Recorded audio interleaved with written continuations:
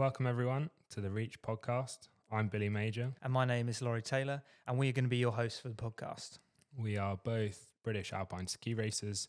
We only race slalom on the World Cup Tour, which is about 10 to 13 races a season, depending on the calendar year. We, for some bizarre reason, like to wear very tight lycra, spend most of our time in the freezing cold.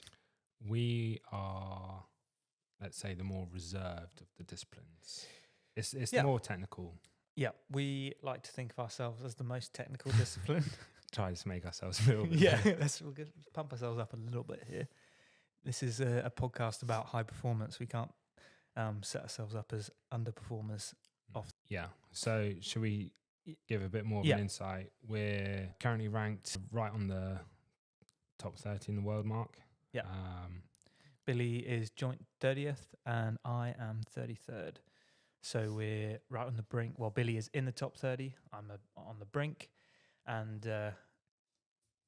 this is going to be a big year of pushing through.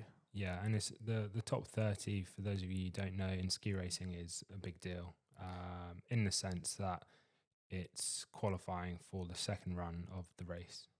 By competing, qualifying and finishing the second run, you gain World Cup points, which helps your ranking for the World Cup start list. Well, now you know who we are, what we do. Let's get into a little bit more about what this podcast is about, and let's start at the name, The Reach. Yeah, so The Reach.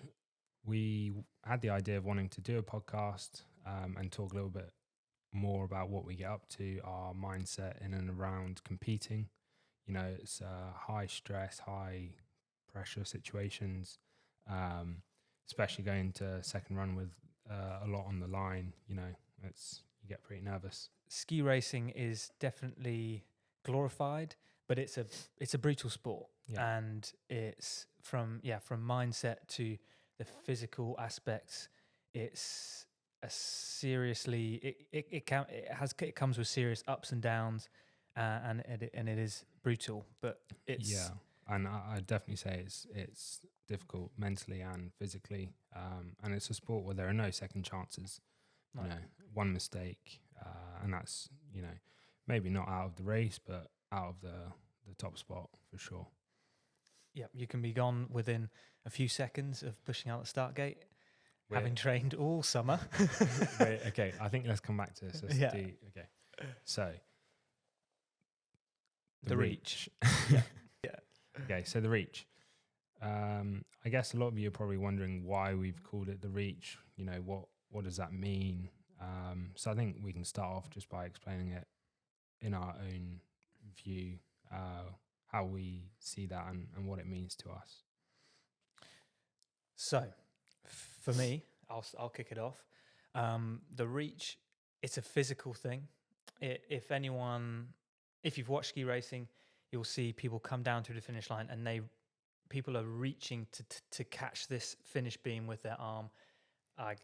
People put everything on the line to get to that. Yeah, and like you say, trying to get to the finish line, you know, in the shortest, fastest way possible. Yeah. In ski racing, most people have to reach out with the hand, but in other sports, you know, say sprinting, it's chest across the line. So yeah, it's essentially the physical aspect is reaching for the finish line. So it's a physical movement, but at the same time, I like to think of it as a mindset. It's a way to approach training, everyday life. It's always reaching for the best and bringing your best in racing, in training every day. Yeah, well, I think it's interesting because, you know, like you said, most people will reach in a race. You know, I mean, unless you don't want to try and get the best time you can get, you're not going to reach. Unless I don't know what gameplay you're playing. I think the majority of people are reaching for the finish line, and, you know, without fail, they'll do it on race day. But a lot of people, and we seem to be seeing it more and more, don't do it in training. There's a stigma around it of almost like try hard. If you're trying hard, that's not cool. And so I've been laughed at many times reaching for the line in training. Yeah. You reach for the line in training, you get to the bottom where the timing is, and you get a little dirty look from some other people. Like you're either trying too hard or people laugh because like, this is training, man. Like, why are you reaching? Well, you know what? I'm practicing what I'm going to do in the race. Yeah. And I think this year has been, I think, really important for us. We've put ourselves, I'd say, in different, not in a different environment, but, you know, we've put ourselves out there to go and try and get better in other conditions. Yep. So without going into it too much, you know, we've decided we needed to get better in variable conditions. And so we were up in Norway up in July, was it? Yeah, July. July.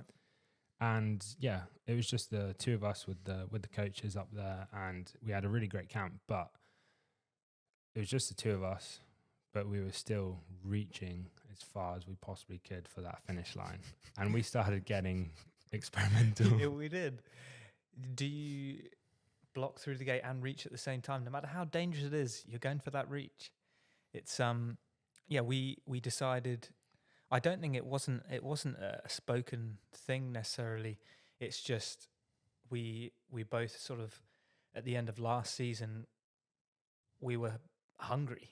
Like we finished the season hungry for more, and you know we're exploring every way we can get better, and so we're up in Norway, and we're trying to get better at the conditions we've not historically been very good at. Mm-hmm. And at the same time, we're juicing it for every hundredth we can, because we're working in hundredths here. Yeah, and you know, all the sacrifices and hard work we put into this sport that we love, you know, and that's not just ourselves. That's, you know, a lot of people around us. Yep. It's a huge commitment, and you know, we're very grateful for the people around us. And so, you know, it's, I don't want to say the least we could do, but I feel a duty to every day turn up and give it my best. And I think there aren't many people out there that give it more than we do. You see a lot of people on the tour who do cruise. They coast. At the minute, they're better than us. You know? And there are people out there that are better than us, but we're working to catch them and go past them. Looking back. Exactly. And so I think we've cleared up the reach quite well in terms of skiing. Yeah. The reach is much more than just a physical action. Mm-hmm. You know, we're practicing every day, but I think it reflects our mindset that we have and that we're trying to, you know, bring to training every day and bring into our lives every day. You know, a lot of people will watch what we do and you know, whether it's race day on the TV or the social media, a lot of people see ski racing as a glorified sport. Of course. But we are working like dogs. I get a lot of people who basically think I live on holiday. Yeah. And I can understand it looks like that. Yeah. But just for those who think we're out on holiday camp or are even envious of what we're doing, we love what we're doing, and we're putting blood, sweat, and tears into it. Yeah. And so why do we get laughed at sometimes by reaching and training, or, you know, maybe not laughed at, but there's, like you said, a bit of a stigma around it. And why is that? You know, why don't you want to be giving it your all every day? You know, are you scared of the truth? You know? Yeah. Because it's not a good feeling if you've reached for the line, which is stereotypically trying hard and giving your best. Yeah. And if you're then slow, you've got no scapegoat. It's like, oh, I just tried my best and I was slow. Yeah. And but the thing is, you've got to accept that if that's the truth and move on. Yeah. And I think it's definitely something you have to get your head around. Like you say, if you reach for the line, you've given it your all and you're behind, it's a tough pill to swallow, especially if they haven't reached. Yeah, if you see them come down and they saunter past the last gate and give it a little skid, But and you look at the time, you see a huge green light next to their name. Like, oh, but that is part of the process, it's and fuel. and I think we should also say the journey we've been on. We've known so we're the same age, Yeah, give or take, and we've been on a serious journey in ski racing.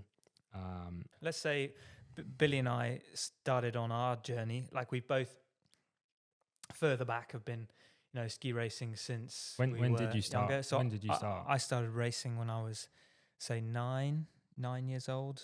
Came up through the academies, British Ski Academy, and Quast, Queenstown Alpine Ski Team. Just got to drop a few names. But essentially, we started our journey together back in, what was it, 2015? Summer 2015? No, summer No. 2016. 16. Yeah, I mean, I first put on a pair of skis when I was 2, and similarly started racing probably when I was about 8. So it's been a serious journey from, say, 8 years old to now 27, soon to be 28. That's 20 years of ski racing. Yeah, it's long. Dave's 38. He's been doing it for a long time. Yep. Couldn't be here with us today, but we will drag him onto this thing at some point. Yeah, so the journey that we've been on, we haven't gone on to where we are now. It's not been a smooth road. No. And that's definitely. all of these things that we're going to talk about, I think we're going to try and reflect on part of our journey and what's going on now, not in the past, but the races coming up. We're going to try and reflect on it and share that a bit with you guys. So we started back together in around 2016. Yep. On the team together, and that seems like ages ago. Yeah, if you're watching the video of this, we'll put up a little picture of me and Billy on screen of our first year in the team together. I'm sure you've got much more embarrassing pictures than I do. Of you. Yeah. So we started at kind of, let's say, the entry level of ski racing, phys racing, and since then, year after year, we've progressed our world ranking, kept working very hard, moving up into the European Tour. Yep. Not linear, by the way. No. Definitely not. No, you think you're getting somewhere, then all of a sudden, you go back. Yeah. But essentially, that's the road we've taken to being on the World Cup Tour. Yeah, so we went today. from the European Tour now up onto the World Cup Tour, which in ski racing is the elite level. Obviously world champs and the Olympics is every couple of years, every 4 years for the Olympics, but our year in, year out is the World Cup Tour, which is the highest level of ski racing. It is our bread and butter, and it's everything we train for from the end of the season in April all the way to November. So we've explained what the reach is in our ski world, the physical action of reaching for the finish line, but how does that translate into our mindset, and how can people, I guess, associate themselves with that in their day-to-day lives and in other circles of life?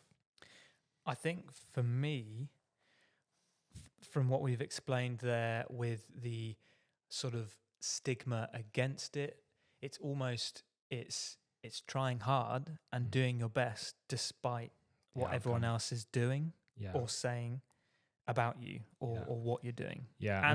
And like you just said, the outcome, I like that, because sometimes you are doing that, outcome's not there, but you trust the process. And ski racing, I mean, there's a lot of sports like it, but we were talking about this earlier, the delayed gratification.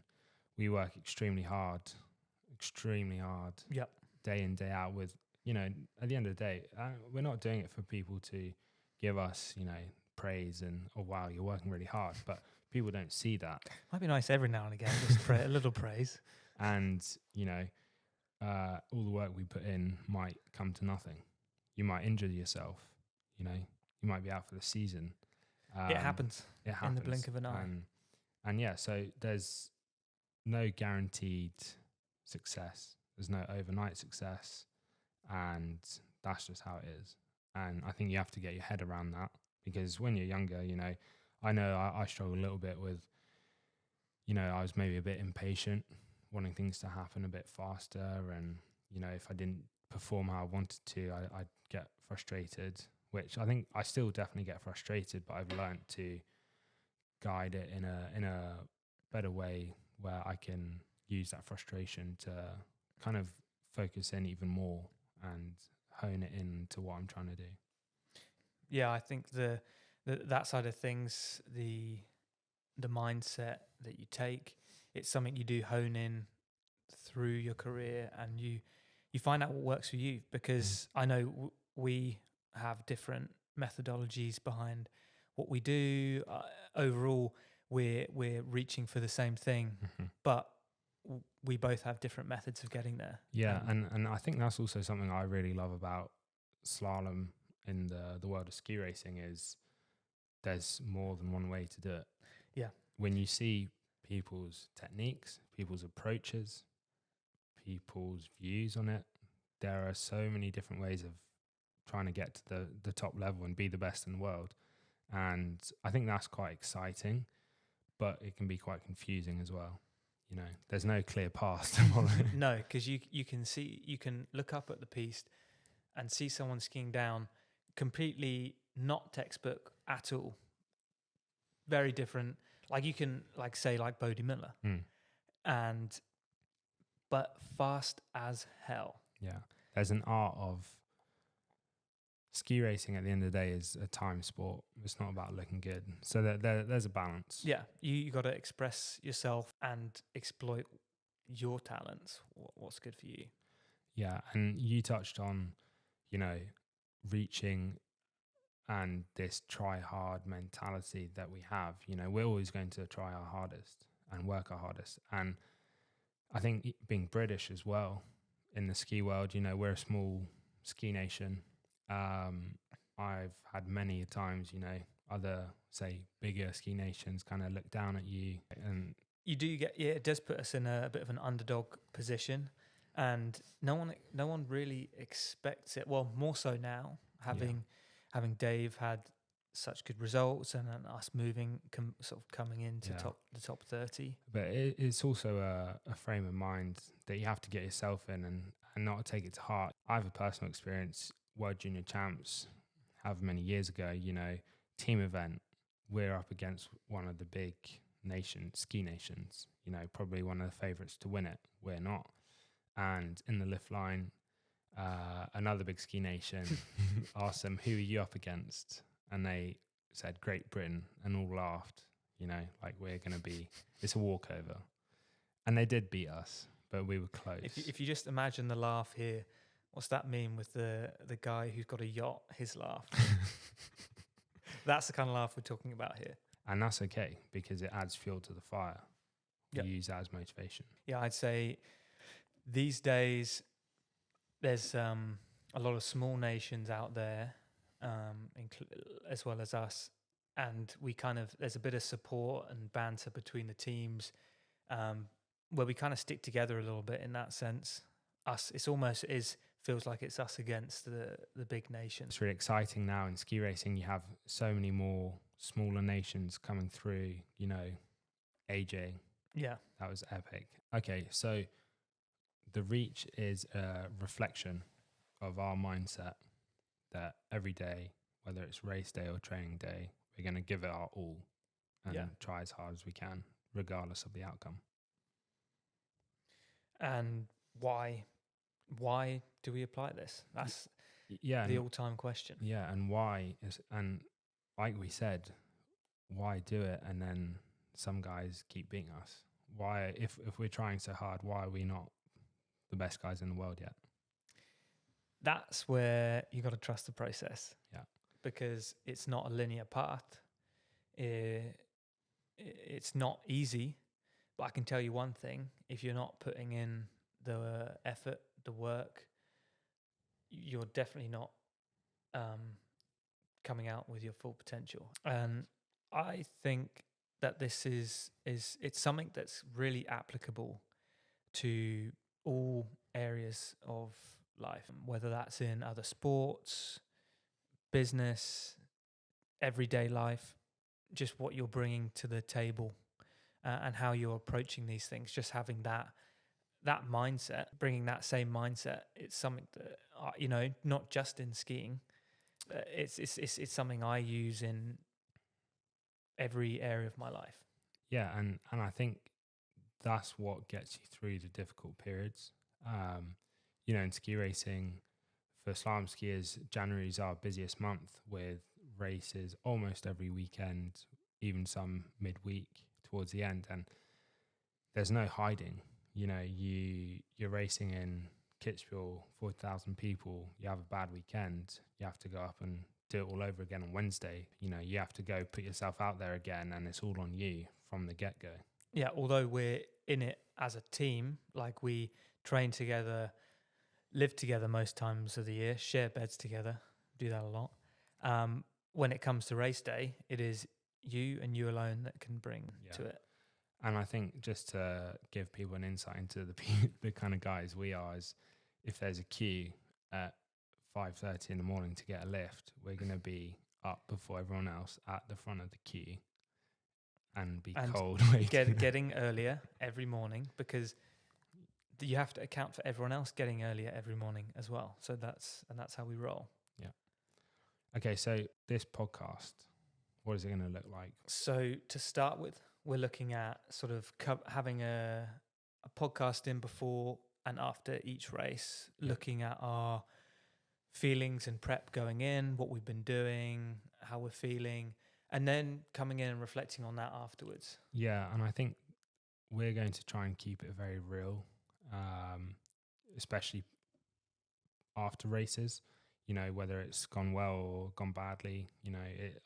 I'd love for every race to go really well this season, but the reality is we'll probably have some bad days as well, and we'll try and keep it pretty raw and real, and just give you guys a bit more of an insight into what it's like.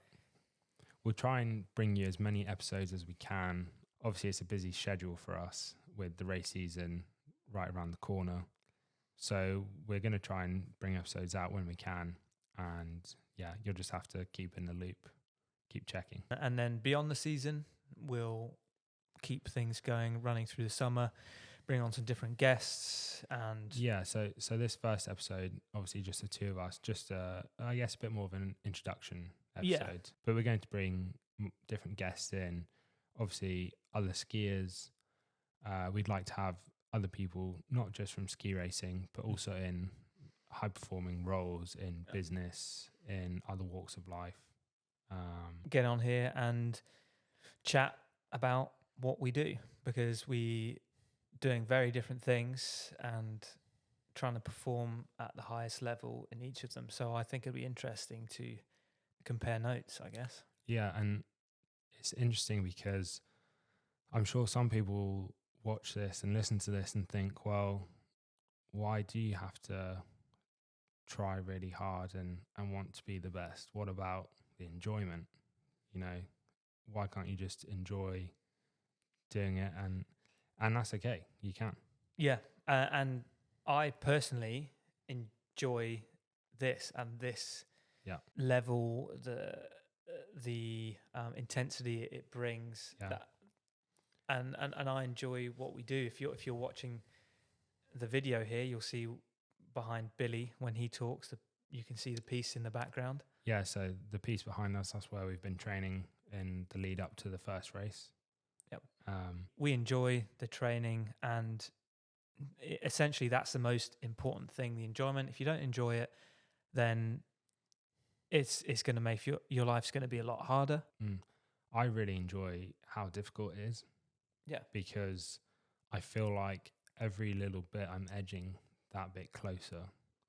And yeah, I enjoy the hard work and the uncertainty. Like we said, the delayed gratification. You can try your hardest and it might not work, but that's okay. So as you just mentioned there, we are in our prep period for Levy. Yeah, so Levy's the first race of the 24-25 season, which is in a couple of days. Yep, that's come in real quick. It doesn't feel like long ago that we were just getting started with our summer prep, but now, Yeah. a few more days. Yeah, and that's the other thing. There's different ways of doing it in the lead up from one season to the next. We like to do a good chunk of skiing. Obviously, when we're not skiing, it's day-to-day work in the gym, out on the bike. Physical training, cardio training. Yeah, a lot of training from we have season ending in April, and then short break, and then it's straight into the physical, and then kicking off skiing in June. But that's from sort of March, April until mid-November. It's a long time to not be racing. And I think as far as sports go, it's quite a long off season or off season. Let's say a non-competitive season where you're still training all the time, working very hard, but there's no competing. I think it's quite a long duration compared to a lot of sports. There's a lot of anticipation for who's going to be quick. Because we train with some of the other guys on the tour. You don't train with everyone. You train with people here, people there, different courses, different slopes. So you never really know what everyone's got. So this first race, when we come down to it, it's going to be the time where we, it all comes out. I guess it's a bit of a reality check in that sense. And I think. So we do all this work through the summer, and we train against each other. We train against other guys. So you have a rough idea of where the skiing's at. And I think we've held a pretty good level this year. We definitely push each other as hard as we can every day, but it's a bit of a leap of faith. You don't know where you're actually at until it's race day. Yeah, it's one of those things where you've got to trust what you've put in the summer. Yeah, and for me, because we have been pushing so hard and pushing each other and trying to push our limits and our comfort zones, I feel quite confident in what we've done. Yeah, I'm really confident in everything we've done this year and the level we're at. It might, whether it goes well in the first race or not, I think this season it will come out at some point. Again, it like we've said, we can push out the gate and straddle the first gate, or come out on the first run, and that's your race done. You have to wait until the next one. But you can also come down there and put down some really good skiing and get a good result. Yeah, that's the way the cookie crumbles. Yeah. But we've coming into this block, we've done some really good training in Levy itself. We didn't manage to get on the race piste, but it didn't stop us from going scoping it out.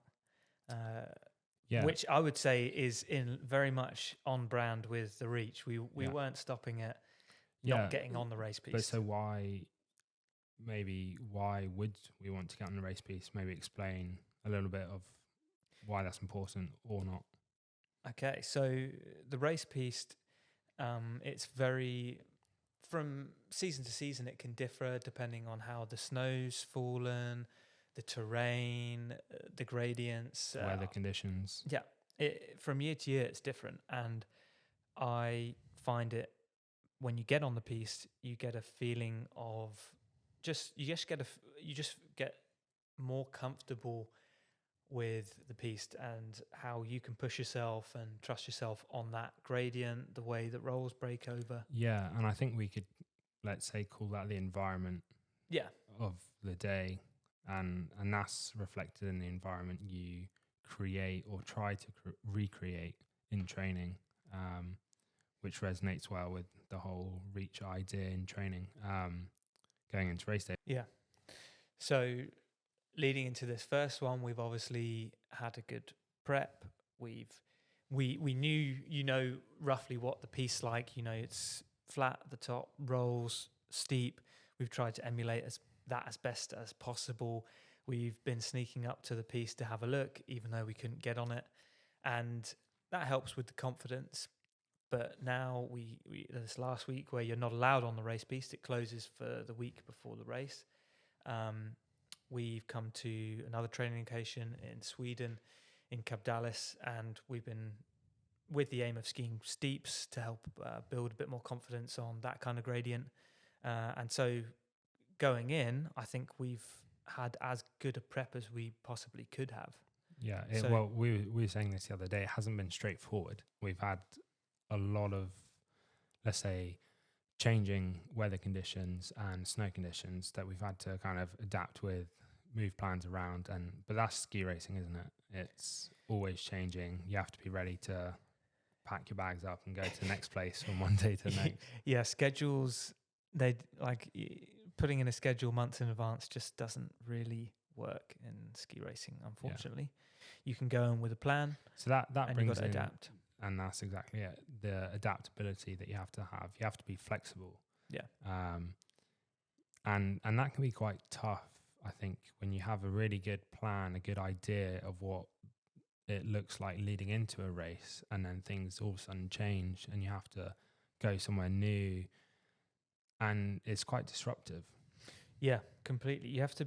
I find you have to be comfortable with being uncomfortable, or it's the things that are, this is cliche, but the things that aren't within your control, Yeah. you have to be able to let go, accept it, and then do the best with what you've got. And that in ski racing, there's so much out of your control. Yeah. Which is hard to. And if you're holding on to all those things, your life's so much more stressful. Like, you can just think. Yeah, you can make the situation much more stressful than it needs to be. Which is easier said than done because, like we said, race day is a couple of days away now. I'd say you start to feel some build up of, whether you want to call it nerves, anticipation, excitement. It's like making a smoothie. How are you feeling for it? I'm excited to finally get the season underway. It's been a long period of getting ready, and we've worked extremely hard. And for me, the reason we do all of this is to get to race against each other, against the best guys in the world. And I see it as a privilege to be able to try and beat the best guys in the world, race at the top level. And especially when there's, 40,000 people in Austria, having a good time, screaming their heads off, and you come down and you've done well or not. I just love I'm a very competitive person, and I'm going to attest to this and just say how, like Billy said, he's competitive, but I think if you're watching this or listening to this, you won't understand how competitive Billy is. It's on another level. Whether it's playing disc golf in the in the house, or it doesn't matter. It doesn't matter. It's all a competition, and I think that's just, I guess that's kind of instilled in me of, wanting to win, I guess. Yeah. And yeah, so it doesn't matter what I'm doing. If it's a competition, I will always want to try and be the best. I get that. I mean, and I think you're the same. I mean, I don't like losing. Yeah, I hate it. But we lose with. I'd say you lose a huge percentage of the time. Yeah, I think that's something I've learned in ski racing is I'm almost not scared anymore of failure because I failed so many times. I've failed so many times in skiing. I've been so upset so many times that at this point, what does one extra race do to me? Yeah. And since I kind of started thinking like that, I'm not saying it's like, oh, well, it is what it is, but there is so much out of your control. Just give it your best and hopefully it goes your way. Yeah. I mean, I hate losing. I don't like it. I think when I'm in that position where I'm losing, I'm more of a go back to the process and like, right, knuckle down, get on, find a way. And when you are losing, it's not we're not trying to be really down in the dumps and find reasons, or blame anything or. No, it's you look for a solution. And I think that's how our brains are wired as humans. If there's a problem, your brain wants a solution. Well, I think especially I'd say as athletes, because of the the disappointing moments which we've had numerous of, I think you learn to deal with that in a different way, maybe. Yeah, yeah, yeah. That's true. You got to have your coping mechanisms Yeah. in place. How do you deal with it? Personally, I'm a look at the facts. Yeah. There's no hiding. No hide. Analyze. Look at what you've done, and go back to the drawing board. Yeah. Work on it. Yeah, and that's the difficulty in skiing sometimes is there's not that much time, or No. you might have a week until the next race and you're like, okay, I'll get a good couple of days training in. Snows all week, you barely train, but you have to turn up and race the next weekend. And that's where the physical is what it is. You've got what you've got on race day, but that's where the mindset makes a difference. Yeah, and leading into the first race of the season, all the unknowns, do you feel apprehensive, excited? Just asking me, I get that feeling. I'm like, it's just, you could say it's nerves, but I think I like to think of it as excitement. Like I want to race. Yeah. I've wanted to race since the end of last season. Yeah. And so when it's further away, it's in the distance, you're not really thinking about it too much. You're just working away. But then you're getting this, it's like, wow, that's a couple of days. Yeah. And I'm excited to get up there, see all the banners up, the World Cups, proper start, the finish area, the crowds. I'm excited for the whole atmosphere of race day. Yeah. And just putting it down. And that feeling inside, I think it's easy for a lot of people to say, oh, that's just nerves. And, you've got, a lot of people would call it butterflies in your tummy. Yeah.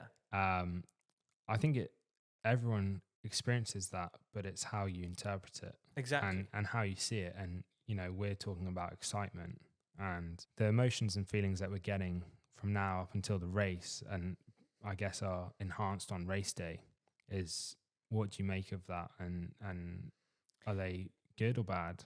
Yeah, well, for me, good. Yeah, absolutely. It's something I've done a lot of work on with sports psychologists, but there's always a way to flip things.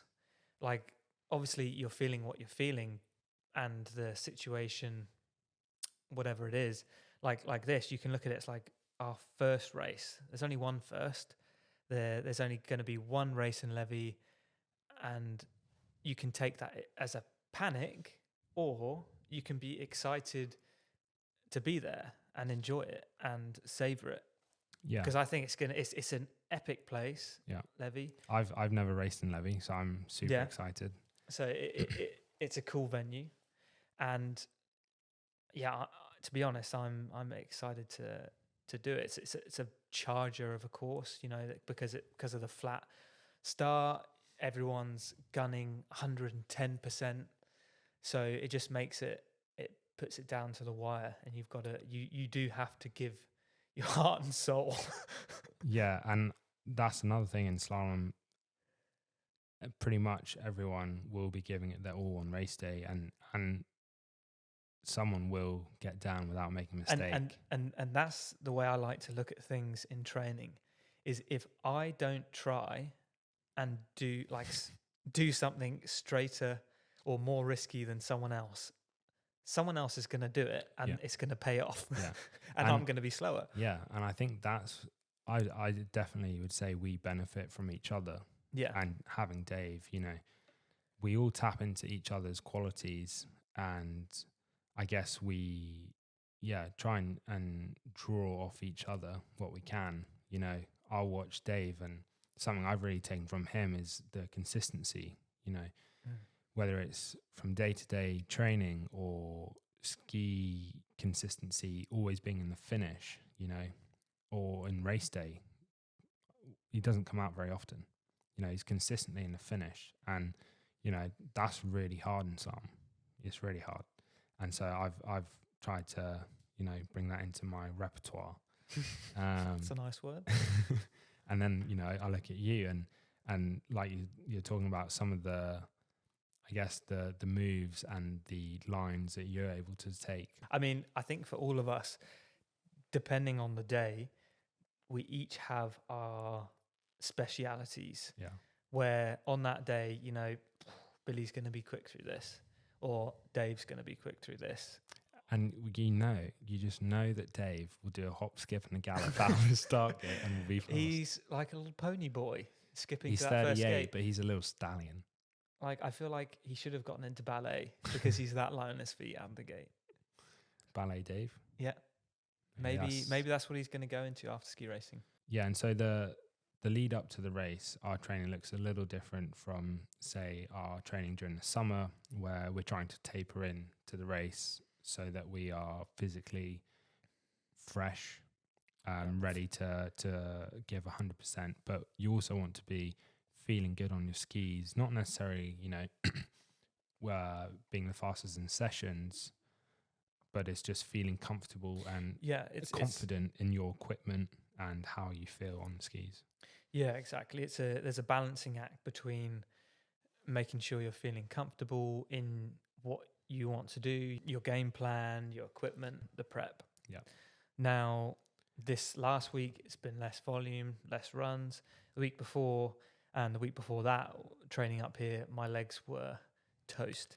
We were doing more volume. We like to call it in the tank. Yeah, I was definitely in the tank. Yeah, legs can be in the tank quite often at the bottom of a run, and then at the end of a session, you're doing, say, 6 full-length runs, maybe more. Your legs are feeling it. Yeah, and especially the last weeks, we've been maybe pushing harder, just trying to get our max intensity out there. You have your comfort zone, and if you're pushing beyond your comfort zone every day, just that little bit, you just move the whole thing upwards a little. Yeah, you move the cursor, I guess. Yeah. And so I think that's what we've been doing, and my legs were feeling it. So this week I've enjoyed less runs. Yeah, and I think, I can, we're training in the same sessions, and I can look at your skiing, and I'm pretty confident that you're going to be doing some pretty incredible stuff this season. I think, I think between us, it's going to be a good year. Yeah. Time will tell. Yeah. So this Sunday. Yeah. This Sunday, tune in. Yeah, tune in to the first race Sunday. I think it's 9 a.m. UK time. 9 a.m. UK time, doing the only thing we know how to do. Yeah, if there's one thing that we can guarantee is we're going to give it our all. Yeah. And we're going to put in a huge reach.